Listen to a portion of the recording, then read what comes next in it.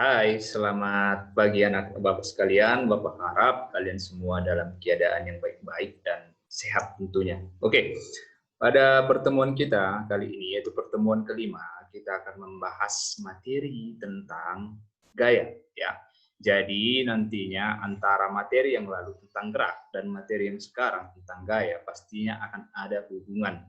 Jadi tetap kuasai dulu materi geraknya sehingga nanti hubungan antara gerak dan gaya dapat kalian lihat. Oke.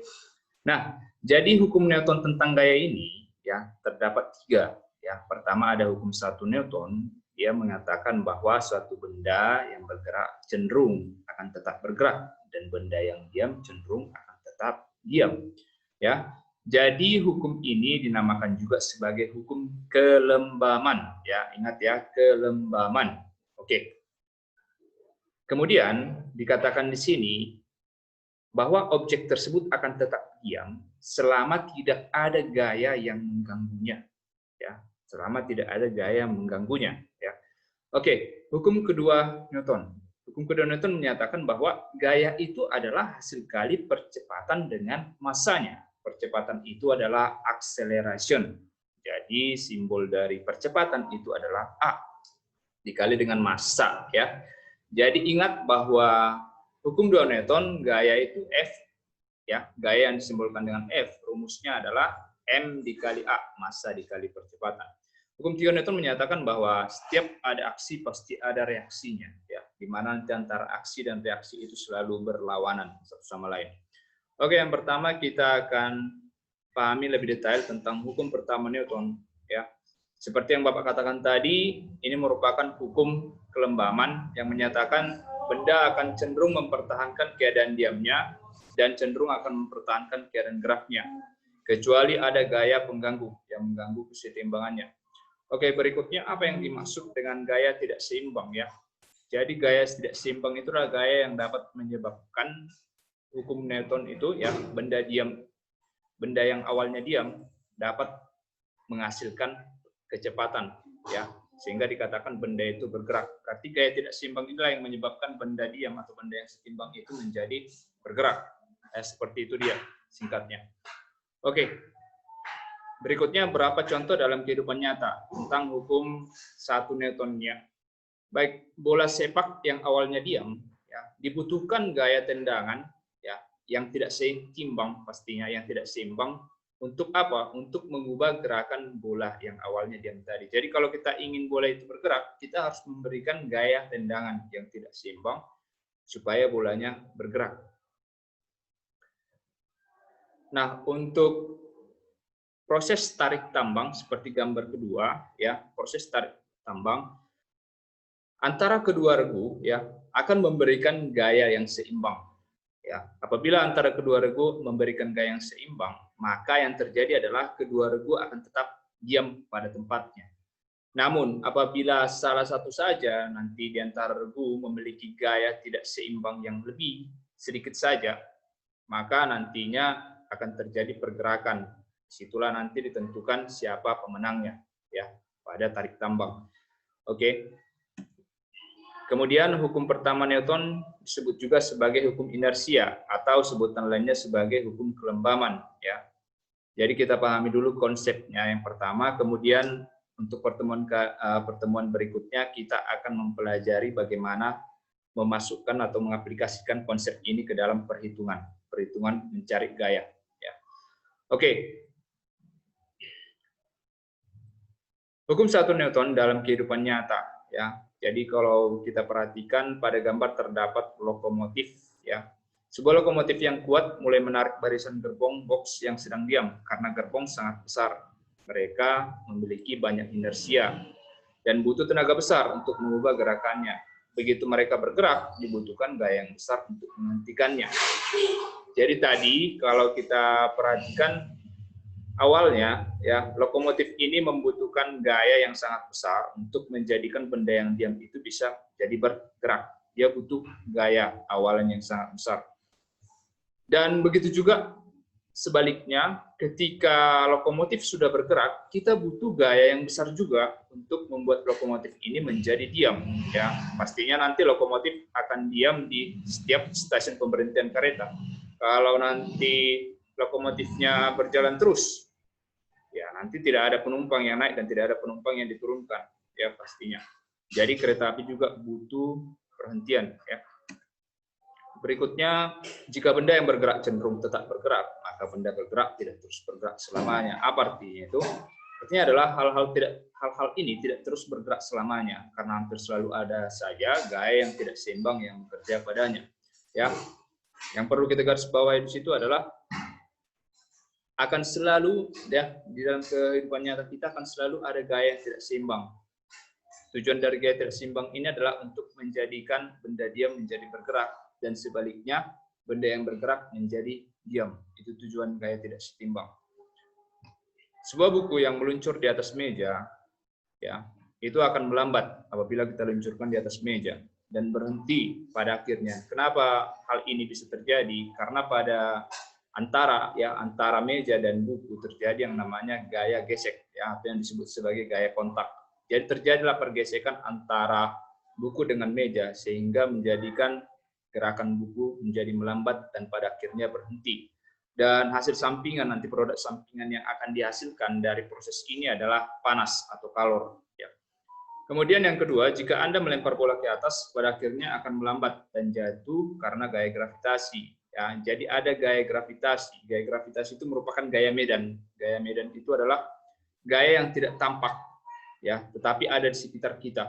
Namun gaya ini dapat bereaksi terhadap benda-benda yang ada di sekitarnya. Contoh, benda yang kita lemparkan ke atas, ya, pada kasus ini, pada akhirnya, ya, lambat laun benda tersebut, bagaimana gerakannya anak? Ya, pada akhirnya gerakannya akan melambat dan berhenti sejenak pada ketinggian maksimumnya atau titik tertingginya, sehingga kemudian jatuh kembali ke tanah. Ketika jatuh kembali ke tanah, gerakannya semakin cepat atau semakin lambat? Ya, gerakannya semakin cepat.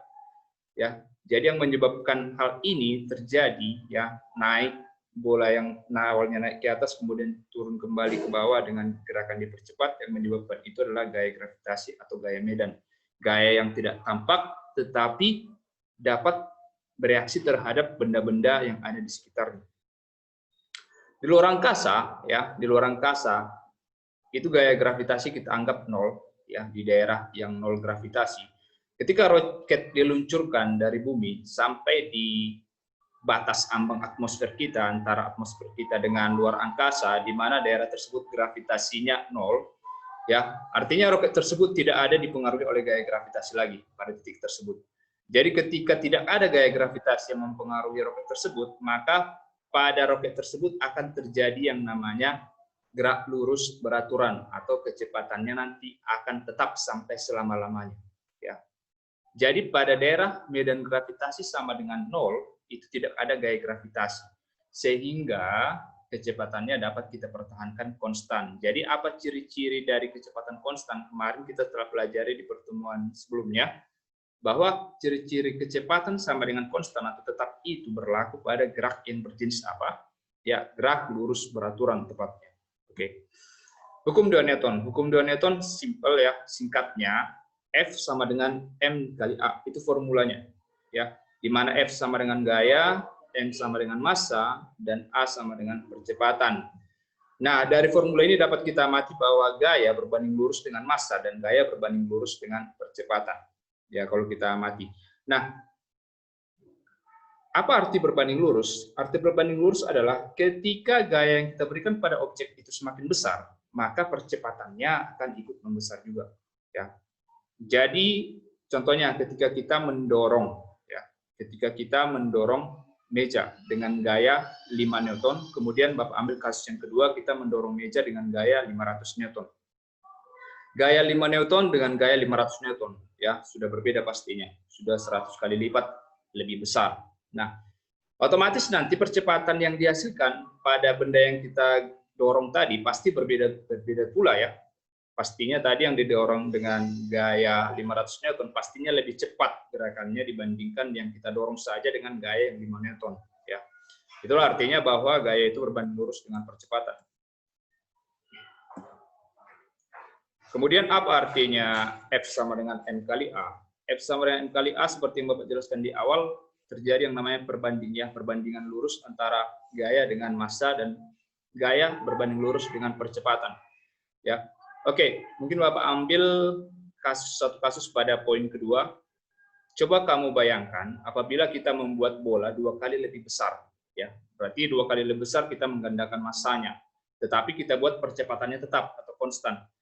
Maka nanti kita akan memperoleh gaya yang 2 kali lipat lebih besar, ya, dibandingkan dengan keadaan awalnya. Jadi kalau kamu tadi menggandakan massanya dari massa 1 kg, mungkin kamu gandakan ke massa 2 kg, maka otomatis gayanya pun akan ikut meningkat sebanyak 2 kali dari gaya awalnya. Ya, oke. Berikutnya untuk poin yang terakhir, ya, apabila kamu menjadikan massanya menjadi setengah kali, maka apa yang terjadi? Maka gayanya pun akan ikut berubah menjadi setengah kali. Artinya massa kamu perkecil, maka gaya juga akan ikut mengecil. Ya. Oke. Untuk berikutnya pada slide ini bisa kamu baca, ya, keterangannya, ini spesifik yang lebih lengkapnya kamu pelajari artinya tadi. Kemudian, oke, sesuatu yang sangat masif, ya, masif itu artinya memiliki massa yang sangat tinggi, ya, maka perubahan kecepatan yang terjadi nanti pada benda itu akan sangat lambat. Berbeda dengan sesuatu yang sangat kecil, contohnya peluru. Peluru itu kecil, ya. Kenapa peluru itu kecil? Supaya bisa dengan cepat ditembakkan dari selongsong senapan. Itu pastinya. Ya, supaya lebih efektif dan efisien. Kalau sempat peluru itu besar, coba bayangkan peluru itu sebesar bola. Ya, maka akan sangat sulit untuk menembakkannya karena otomatis massanya yang sangat besar menyebabkan gaya yang kita butuhkan untuk menembakkan peluru itu pasti harus sangat besar. Jadi dibuatlah peluru itu dengan ukuran yang sangat kecil dan massa yang sangat kecil. Tujuannya adalah untuk menciptakan kecepatan yang besar pada peluru tersebut. Oke. Untuk hukum ketiga Newton, ini adalah hukum Newton yang terakhir, yang ketiga, yang menyatakan bahwa untuk setiap aksi akan ada reaksi, di mana nanti antara aksi dan reaksi itu adalah berlawanan. Ya. Arti dari hukum ketiga Newton ini adalah untuk setiap gaya yang terjadi pada suatu benda, ya, artinya ketika kamu mendorong pintu, ya, kita katakanlah pintu ini dalam keadaan yang diam, ketika kamu mendorong pintu tersebut, maka pintu, ya, akan memberikan reaksi terhadap kamu. Kamu memberikan aksi terhadap pintu, pintu akan memberikan reaksi kepada kamu, di mana gaya antara kedua sistem tersebut nanti akan diamati berlawanan satu sama lain. Oke. Begitu juga dengan ketika kamu menginjakkan kakimu di atas lantai, ya. Sebenarnya kamu memberikan gaya aksi terhadap lantai. Lantai itu adalah bumi, ya. Kamu menapakkan kaki ke bumi. Berarti kamu memberikan gaya kepada bumi. Dan bumi memberikan reaksi juga yang berlawanan, ya, melawan dari aksi yang kamu berikan tadi. Seperti itu. Jadi antara gaya aksi dan gaya reaksi itu besarnya selalu sama, tapi berlawanan saja, berlawanan arah. Ya. Oke, untuk kasus ini dapat kamu baca, silakan kamu pahami, ya. Berikutnya untuk kasus yang kedua, seperti yang Bapak jelaskan tadi, bahwa semakin keras kamu membenturkan jari kakimu terhadap lantai, ya, maka akan semakin kuat juga, ya, akan semakin kuat juga rasa sakit yang kamu rasakan dari lantai tersebut. Jadi sama halnya dengan kamu menembuk dinding. Kalau kamu menembuk dinding dengan pelan, maka rasa sakit yang kamu terima itu ya sedikit gitu. Tapi kalau kamu menumbuk dinding itu lebih keras dari yang sebelumnya, pasti rasa sakit yang kamu terima itu lebih. Itu sebagai salah satu bukti bahwa sebenarnya dinding yang kamu tumbuk itu memberikan gaya reaksi terhadap kamu. Jadi rasa sakit yang kamu terima itu sebenarnya itu adalah perwujudan dari gaya reaksi yang kamu terima. Oke, demikianlah pembelajaran kita untuk kali ini. Silakan dipelajari slide-nya, dibaca modulnya, dan kerjakan tugasnya. Selamat pagi anak-anak.